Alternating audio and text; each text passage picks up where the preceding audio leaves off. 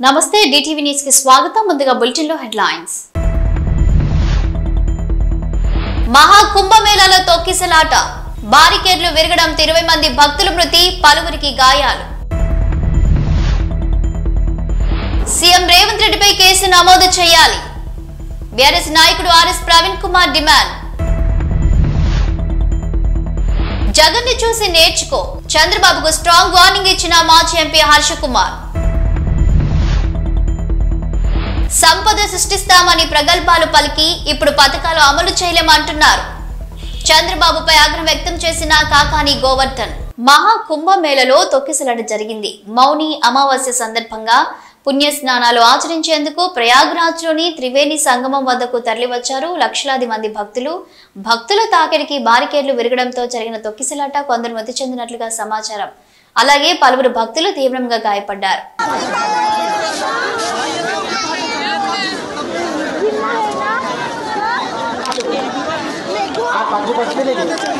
Formula ఈ case వ్యవహారంలో CM Revanth రెడ్డిపై కేసు నమోదు చేయాలని నార్సింగి పోలీస్ స్టేషన్ లో ఫిర్యాదు చేశారు బీఆర్ఎస్ నేత ఆర్ఎస్ ప్రవీణ్ కుమార్. రాష్ట్రానికి రావాల్సిన పెట్టుబడులు రాకుండా పోతున్నాయని, గత ప్రభుత్వం చేసిన అభివృద్ధిని నాశనం చేస్తున్నారు కాబట్టి కుట్రపూరితంగా వ్యవహరిస్తున్న రేవంత్ రెడ్డిపై చర్యలు తీసుకోవాలని కోరుతూ ఫిర్యాదు చేశారు మాజీ ఐపీఎస్ బీఆర్ఎస్ నాయకుడు ఆర్ఎస్ ప్రవీణ్ కుమార్. రాష్ట్రానికి రావాల్సిన పెట్టుబడులు ఇవన్నీ కూడా రాకుండా పోతున్నాయి. దీనికి ప్రధానమైన కారణం మరి ప్రజాస్వామ్యబద్ధంగా ఎన్నికైన ఈ ముఖ్యమంత్రి, ముఖ్యంగా గత గవర్నమెంట్ రాష్ట్ర అభివృద్ధి కోసం పెట్టిన ఇన్వెస్ట్మెంట్ ఏదైతే ఉందో ఆ ఇన్వెస్ట్మెంట్ అంతా కూడా నాశనమైన విధంగా ప్రవర్తిస్తున్నారు. కాబట్టి వారి మీద criminal breach of trust 316 BNS దాని ప్రకారం మరి నేను కేసు పెట్టాలని చెప్పేసి అన్ని ఆధారాలతో నేను మీ లిమిట్స్లో ఉంటాను మా పోలీస్ స్టేషన్ కాబట్టి దయచేసి దీన్ని మరి వెరిఫై చేసి ఎఫ్ఐఆర్గా మీరు రిజిస్టర్ చేసి మరి నిందితుల మీద చర్యలు తీసుకోవాల్సింది.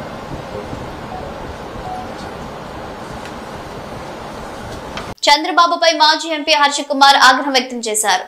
హర్ష కుమార్ మాట్లాడుతూ చంద్రబాబు దాదాపు 15 సంవత్సరాలుగా ముఖ్యమంత్రిగా అనుభవం ఉన్న వ్యక్తిని, ఎన్నికల ముందు ప్రజలకు ఇష్టం వచ్చినట్లు హామీలను గుప్పిస్తూ పథకాలను ప్రకటిస్తారని గెలిచిన తరువాత వాటిని అటకెక్కించడం చంద్రబాబుకు పరిపాటిగా మారిందని విమర్శించారు హర్ష కుమార్.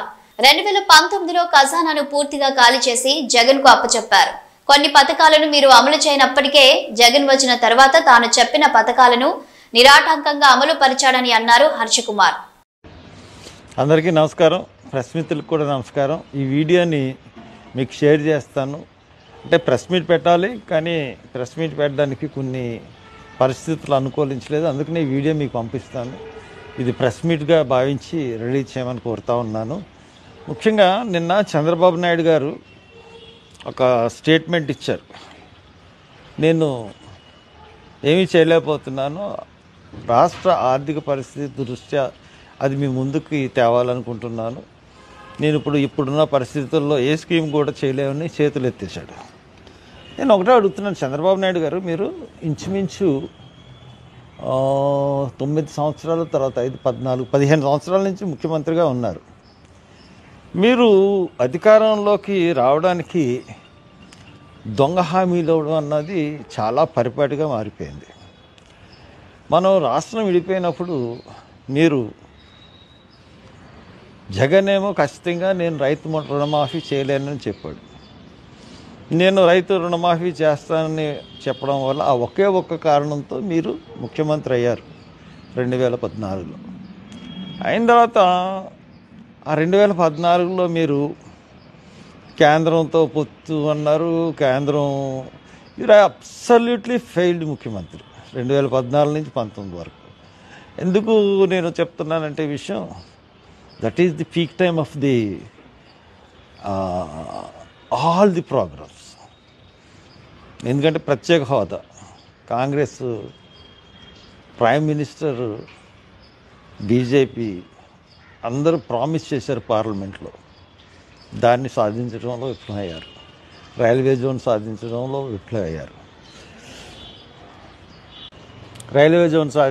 విఫలమయ్యారు. అలాగే అన్ని రకాల కార్యక్రమంలో విఫలమయ్యారు. విశాఖ ఉక్కు ఫ్యాక్టరీని కాపాడలేకపోయారు.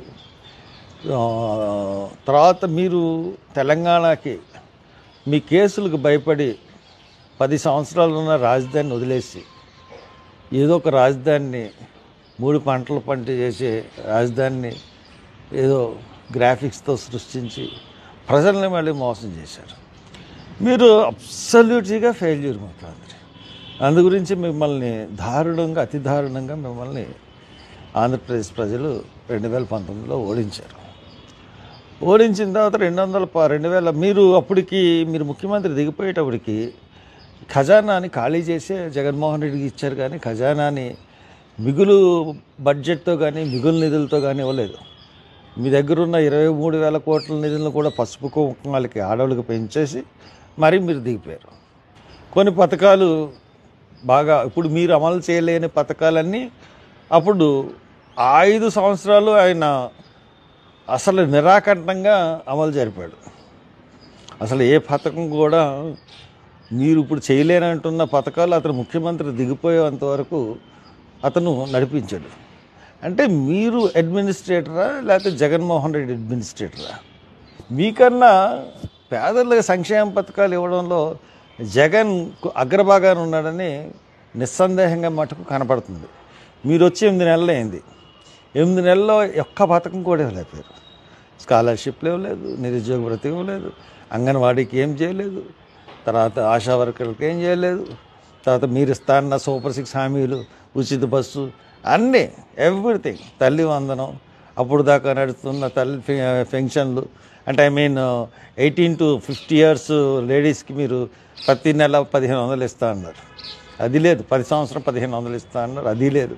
ఎవ్రీథింగ్ అసలు ఒక్క పథకం కూడా ఇవ్వలేని అసమర్థ చేతకాని ముఖ్యమంత్రిగా చరిత్రలో నిలిచిపోతున్నారు. ఇంత అసమర్థ ముఖ్యమంత్రిని ఇప్పటి వరకు మేము చూడలేదు. మీరు పైగా ఆర్థిక పరిస్థితి, మీరు ఇప్పుడు ప్రతిపక్షంలో ఉన్నప్పుడు మీరు రోజు చెప్తానే ఉన్నారు, ఇన్ని కోట్లు అప్పు చేసేసాడు, ఇంత ఆర్థిక పరిస్థితి ఉంది, ఇవన్నీ మీకు తెలుసు. ఇవన్నీ తెలిసే మళ్ళీ విపరీతమైన హామీలు ఇచ్చారు. విపరీతమైన హామీలు ఇచ్చి ఆ హామీలని అంటే హామీలు ఇచ్చేసి నెగ్గేసిన తర్వాత ఎగ్గొట్టేద్దాం, ఆలోచన కదా. ఎంత మోసగారితం! It's cheating of the public. ఈ చీటింగ్ ఆఫ్ ది పబ్లిక్ కింద మిమ్మల్ని కేసు కూడా పెట్టచ్చు 420 కింద. అంత దారుణమైన చీటింగ్, ప్రజల్ని ఓట్లు వేయించుకుని మోసం చేయడం అంటే it's public cheating. So that దాని ప్రకారంగానే మేము వెళ్ళాలని చెప్పేసి మేము అనుకుంటున్నాం. సో దాట్ మీరు ఇప్పటికైనా సంక్షేమ పథకాలు ఎలాగివ్వగలిగాడు జగన్మోహన్ రెడ్డి ఆలోచించండి. అతని పరిపాలనా విధానం ఆలోచించండి. అతను ఎలాగ ఇవ్వగలిగాడు, మీరు ఎలాగ ఇవ్వలేకపోతున్నారు. ప్రతి ప్రోగ్రాం కూడా ఇంప్లిమెంట్ చేశాడు కదా.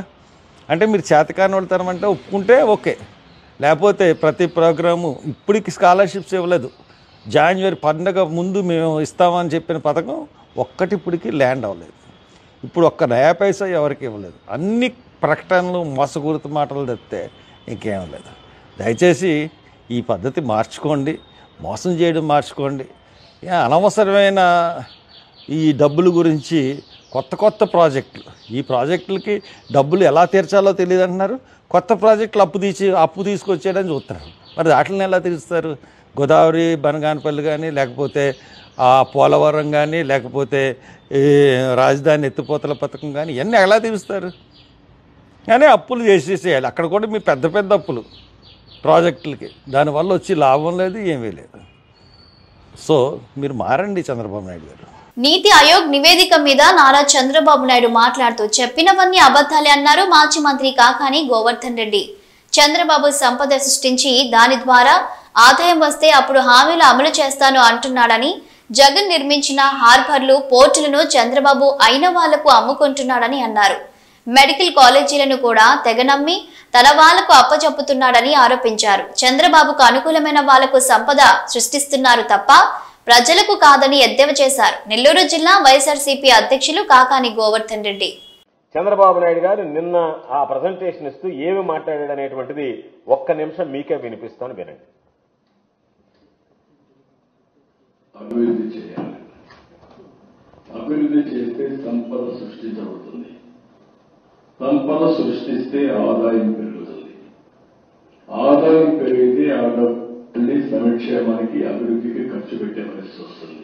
ఇవన్నీ దీన్ని రాబోయే రోజుల్లో నా ఫిలాసఫీ ప్రకారం మోర్ మనీ ఉంటే more capital more growth rate వస్తుంది, మోర్ రెవెన్యూ వస్తుంది, సస్టైనిటీ వస్తుంది.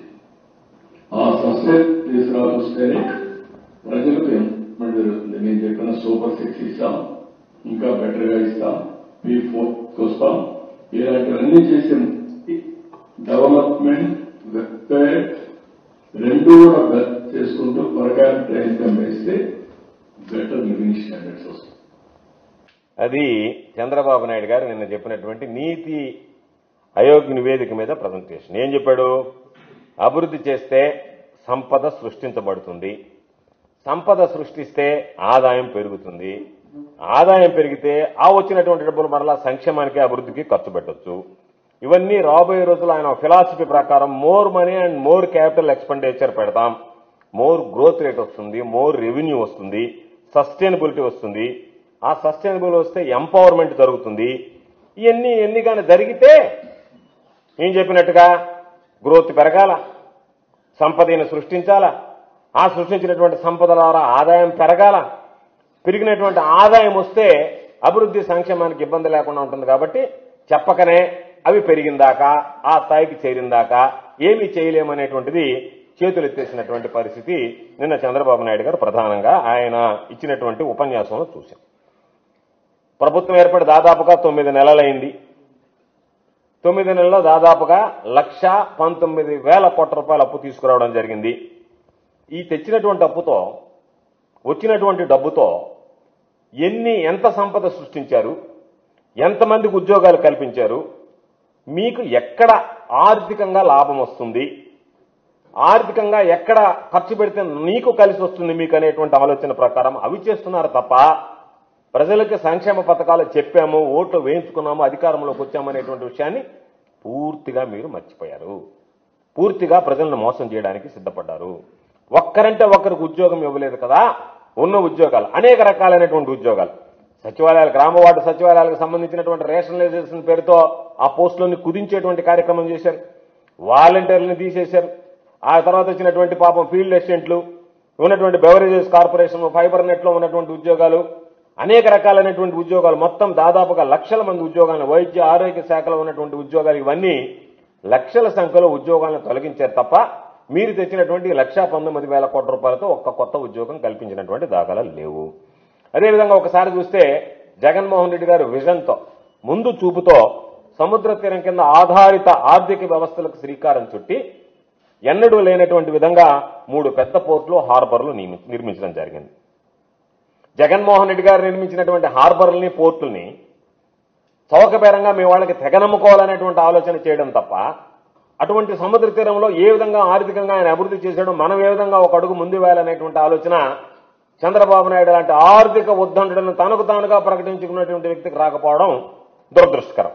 అదేవిధంగా ఆరోగ్య రంగాన్ని చూస్తే విప్లవాత్మకమైనటువంటి మార్పులు వచ్చాయి. దాదాపుగా 17 మెడికల్ కాలేజీలు వచ్చాయి. కొన్ని మెడికల్ కాలేజీలు పూర్తయ్యాయి, కొన్ని మెడికల్ కాలేజీలు శరవేగంతో పూర్తవుతున్నాయి. ఇటువంటి పరిస్థితుల్లో ఆ మెడికల్ కాలేజీని అన్నింటినీ కూడా తెగనమ్మి తన వారికి అప్పజెప్పాలనేటువంటి ప్రయత్నం చేస్తున్నటువంటి మాట వాస్తవమా కాదా?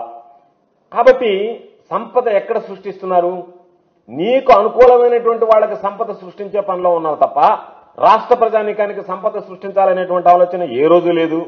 ఈరోజు ఏదన్నా ఉంటే మీకున్నటువంటి మీ నాయకులు, చంద్రబాబు నాయుడు మనుషులు, వాళ్ళు సంపద సృష్టించుకుంటున్నారు. ఇసుక, మట్టి, గ్రావెల్, బూడిద, మద్యం, అనేక రకాలైనటువంటి కుంభకోణాల్లో ఈరోజు వాళ్ళ ఎమ్మెల్యేలకు ఎంతో కొంత సంపద సృష్టిస్తుంది. దాని ద్వారా ప్రతి ఒక్కరు ఈరోజు నియోజకవర్గంలో ఏ కార్యక్రమం జరగాలన్నా ఆ ఎమ్మెల్యే చెయ్యి తడపందే పని జరిగేటువంటి పరిస్థితులు లేవు. తెలుగుదేశం పార్టీ నాయకులు చెయ్యి తడిపితే తప్ప ఏ ఒక్క చిన్న పని కూడా, చివరికి చిన్న లేఅవుట్ అప్రూవల్ తీసుకోవాలన్నా సరే మీ వాళ్ళు చెయ్యి తడపాల్సిందే. కాబట్టి అది ఏదన్నా బిల్డింగ్ ప్లాన్ తెచ్చుకోవాలన్నా సరే ఎమ్మెల్యేలు చేతులు దడపాల్సినటువంటి దౌర్భాగ్యమైనటువంటి పరిస్థితి ఏర్పడింది. ప్రజాభవన్ ను ముట్టడించిన డిఎస్సీ అభ్యర్థులు తమకు ఉద్యోగాలు ఇస్తామని ప్రభుత్వం కేబినెట్ లో నిర్ణయం తీసుకుని ఇప్పటికే ఏడాది గడిచిందని, ఇప్పటి వరకు అపాయింట్మెంట్స్ లెటర్స్ రాలేదని ప్రజాభవన్ కు భారీగా తరలివచ్చారు డిఎస్సీ 2008 అభ్యర్థులు. సెప్టెంబర్లో సర్టిఫికేట్ వెరిఫికేషన్ పూర్తయిందని, దాదాపు 5 నెలలుగా అపాయింట్మెంట్ లెటర్స్ కోసం ఎదురు చూస్తున్నామన్నారు అభ్యర్థులు. ఇకనైనా తమకు నియామక పత్రాలు అందించేలా షెడ్యూల్ ప్రకటించాలని ప్రభుత్వాన్ని డిమాండ్ చేశారు అభ్యర్థులు. రాష్ట్ర వ్యాప్తంగా ఉన్న 1399 మంది డిఎస్సి 2008 అభ్యర్థులు.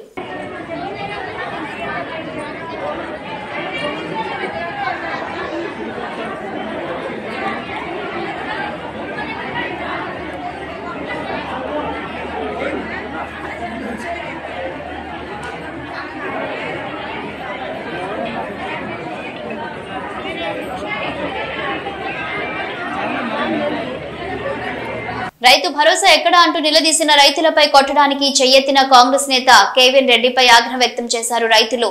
కల్వకుర్తి పట్టణంలోని మహబూబ్ నగర్ చౌరస్తాలో రైతు భరోసా ఎప్పుడు వేస్తారంటూ కాంగ్రెస్ నేత అచ్చంపేట నియోజకవర్గం వంగూరు మండల మాజీ జడ్పీటీసీ కేవీఎన్ రెడ్డిని నిలదీశారు రైతులు. దీంతో రైతులపై చేయి చేసుకునేందుకు కేవీఎన్ రెడ్డి ప్రయత్నించడంతో ఆగ్రహించారు రైతులు.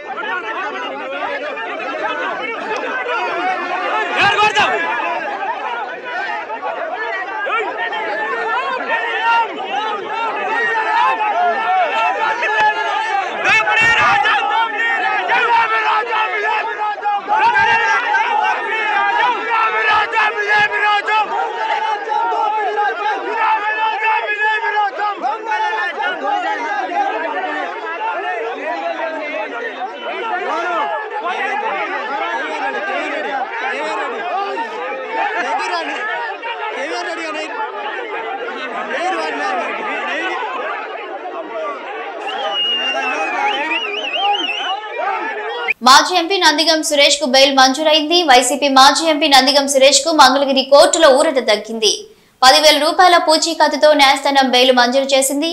గుంటూరు జిల్లా తుళ్లూరు మండలం వెలగపూడిలో 2020 డిసెంబర్ 27న జరిగిన మరియమ్మ హత్య కేసులో సురేష్ నిందితుడిగా ఉన్నారు. దీంతో ఆయన పోలీసులు అరెస్టు చేయగా ప్రస్తుతం రిమాండ్ లో ఉన్న విషయం తెలిసిందే. పూణేలో 3,000 మందికి పైగా ఇంజనీర్లు రోడ్డు మీద బారులు తీరి ఉన్నారు. అది ఒక వాక్-ఇన్ ఇంటర్వ్యూ కోసం. 100 ఉద్యోగాల కోసం 1000 మంది ఇలా బారులు తీరి ఉండటం నిరుద్యోగ సమస్య మన దేశంలో ఎంత ఉందో ఈ ఒక్క ఉదాహరణ చాలు. రోజు రోజు నిరుద్యోగులు పెరుగుతున్నారు, ఉపాధి అవకాశాలు తక్కువ అవుతున్నాయి.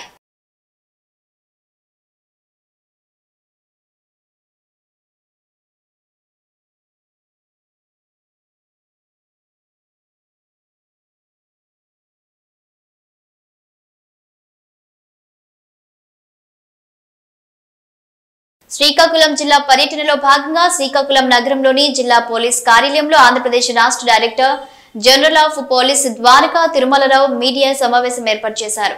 ఆయన మాట్లాడుతూ టెక్నాలజీని విరివిగా వాడుకొని క్రైమ్ రేట్ తగ్గడానికి చర్యలు తీసుకుంటున్నామని, అలాగే హైవేలో రోడ్ యాక్సిడెంట్లు ఎక్కువగా జరిగేవని, ఇప్పుడు అవి కూడా తగ్గడం మంచి పరిణామం అన్నారు. ఈ కార్యక్రమంలో డీఐజీ గోపినాథ్ జెట్టి, శ్రీకాకుళం జిల్లా ఎస్పీ కేవీ మహేశ్వరరెడ్డి, ఇతర శాఖల అధికారులు పాల్గొన్నారు.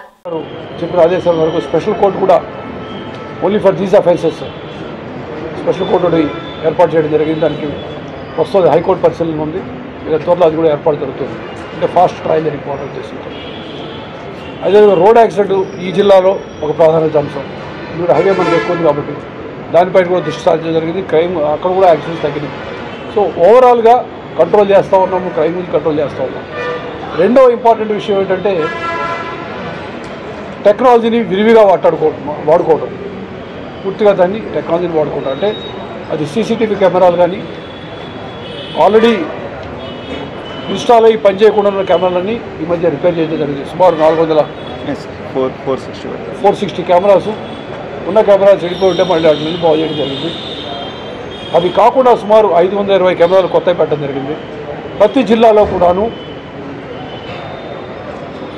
ప్రభుత్వం మీదే ఆధారపడి పెట్టుకోకుండా ప్రజల సహకారంతో, దాతల సహకారంతో సీసీటీవీ కెమెరాలు ఏర్పాటు చేయాలని చెప్పి ఆలోచించారు. ఎందుకంటే అది ఒక క్రైమ్ చేస్తున్నప్పుడు ప్రతి క్రైమ్ కూడా, అది రోడ్ యాక్సిడెంట్ కావచ్చు, రోడ్డు మీద జరిగే దొమ్మి కావచ్చు, లేదా ఇస్రో చేసిన JSLV F-15 100వ ప్రయోగం నింగిలోకి దూసుకెళ్లింది. ఇస్రో 100వ ప్రయోగం శ్రీహరికోట వేదికగా జరగగా శాస్త్రవేత్తలు షార్ నుంచి JSLV F-15 రాకెట్ ను ప్రయోగించారు. భారత అంతరిక్ష పరిశోధనా సంస్థ ఈ రోజు ఉదయం శ్రీహరికోటలోని సతీష్ ధావన్ అంతరిక్ష కేంద్రం నుండి తన చారిత్రాత్మక 100వ ప్రయోగాన్ని ప్రారంభించింది. NVS-02 ఉపగ్రహంతో JSLV F-15 ఉదయం 6:20 స్పేస్ పోర్ట్ యొక్క 2వ ప్రయోగ వేదిక నుండి బయలుదేరింది. 2025 మొదటి ప్రయోగం విజయవంతంగా పూర్తయిందని, ఉపగ్రహాన్ని అనుకున్న కక్షలోకి చేర్చామని ISRO chairman doctor V Narayanan తెలిపారు. तथा कोर बूस्टर S-139 वर्तमान में प्रज्वलित हैं और यान को उद्दिष्ट कक्षा की ओर लेके जा रहे हैं. An eastward mission launched at 106 degrees azimuth. Plus 40 seconds. GSLV core S-139 and the 4 L-40 strap-ons thrusting simultaneously. Cumulative thrust is 7,535 kilonewtons.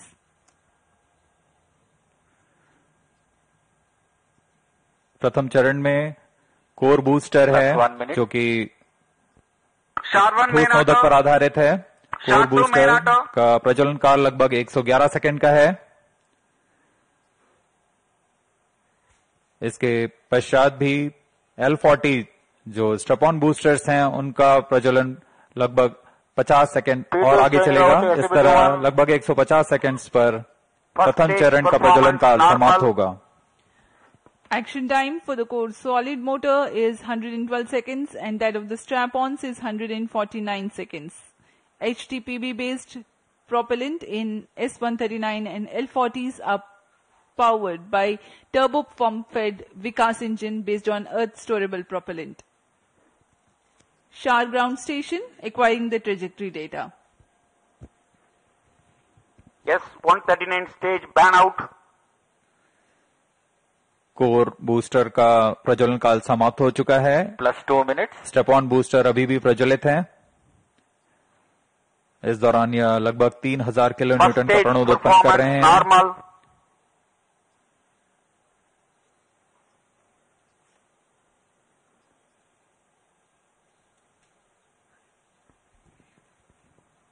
कुछ ही क्षणों में L-40 स्ट्रैप-ऑन बूस्टर्स बंद हो जाएंगे और GS-2 द्वितीय चरण का प्रज्वलन शुरू होगा. L-40 stages thrust cut off, second stage ignited, first stage separated, interstage separated, closed loop guidance initiated. Current altitude is 81 kilometers. We are 169 seconds into the flight. Second stage performance normal. जी हाँ, जैसा आपने सुना, प्रथम चरण के कार्यकाल के पश्चात उसे यान से पृथक कर दिया गया है तथा द्वितीय चरण जो कि तरल नोदक पर आधारित चरण है, इसका प्रज्वलन शुरू हो चुका है. यह लगभग 141 सेकंड का प्रज्वलन काल है. इस दौरान यह लगभग 846 किलोन्यूटन का प्रणोद उत्पन्न कर रहा है. Also known as the GL-40HT, the second stage operates on UH-25 and N-204. High thrust Vikas engine develops 846 kilonewtons thrust in vacuum. Burn time of GS-2 for the present mission is 141 seconds. Shar and Port Blair stations currently tracking. మహా కుంభమేళాకు కోట్ల సంఖ్యలో ప్రజలు ఖండాలను దాటుకొని మరి వస్తున్నారు. ఇసుక వేసినా రాలనంత జనం. పవిత్ర త్రివేణి సంగమానికి వచ్చే భక్తులు రోజు రోజుకు పెరుగుతున్నారు తప్ప తరగడం లేదు. రోజు రోజుకు సంఖ్యా బలాన్ని పెంచుకుంటూ భక్తజనం స్నానమాచరిస్తున్నారు. కుంభమేళా 45 రోజులు కాకుండా ఒక్కరోజు అయితే పరిస్థితి ఎలా ఉండేదో కదా. ఇవి రోజు వార్తలు చూస్తూనే ఉండండి న్యూస్.